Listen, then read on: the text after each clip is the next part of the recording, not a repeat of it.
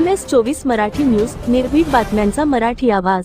पोरून ईश्वरपूर येथे दिनांक 23 मार्च 2026 रोजी झालेल्या चोरीचा छडा लावण्यात सांगली LCB पथकाला यश. ईश्वरपूर येथील शिवाजी चौक येथे चावडी समोर आनंदा महादेव वडगावकर वय 78 यांचे प्रेरणा किराणा स्टोअर्स म्हणून किराणा मालाचे दुकान आहे. दिनांक 23/3/26 रोजी दुपारी 12:15 वाजता अज्ञात दोन इसम दुचाकीवरून आले व त्यांनी तंबाखू व गुटखा विचारपूस करण्याचा बहाणा केला. त्या कालावधीत आनंदा महादेव वडगावकर यांच्या गळ्यातील 11.5 ग्रॅम वजनाची 1,65,000 किमतीची सोन्याची चेन व 5 ग्रॅम वजनाची 75,000 किमतीची हातातील अंगठी अज्ञात इस्मानी हातोहा लंपास करून दुचाकीवरून त्यांनी पलायन केले. आनंदा महादेव वडगावकर यांनी ईश्वरपूर पोलीस स्टेशनमध्ये तक्रार दाखल केली होती. सांगली जिल्हा पोलीस अधीक्षक श्री तुषार दोशी, अप्पा पोलीस अधीक्षक कल्पना बारवकर यांच्या मार्गदर्शनाखाली सांगली गुन्हे अन्वेषण शाखेचे निरीक्षक संजीव झाडे, सहाय्यक पोलीस निरीक्षक Rajendra Yadav, police head constable Sagar Lavate, Arun Patil, Sandeep Gurav, Uday Mali, Sagar Tingre, Anil Kolekar, Nagesh Kharat, Satish Mane, Amir Fakir, Sandeep Nalawade, Dariba Bandgar, Motiram Khot, police शिपाई Suraj Thorat, Vikram Khot, police constable captain Gundewad, Sagar Patankar, cyber police Thane यांनी तपासाची चक्रे फिरवून आज दिनांक 2/8/2026 रोजी जुना टोल नाका सांगलीवाडी ते बायपास रोड येथे काळ्या रंगाच्या कर्नाटक पासिक युनिकॉर्नवरून एक इसम संशयितरित्या फिरताना निदर्शनास आले. त्यास पळून जाण्याची संधी न देता ताब्यात घेऊन त्याची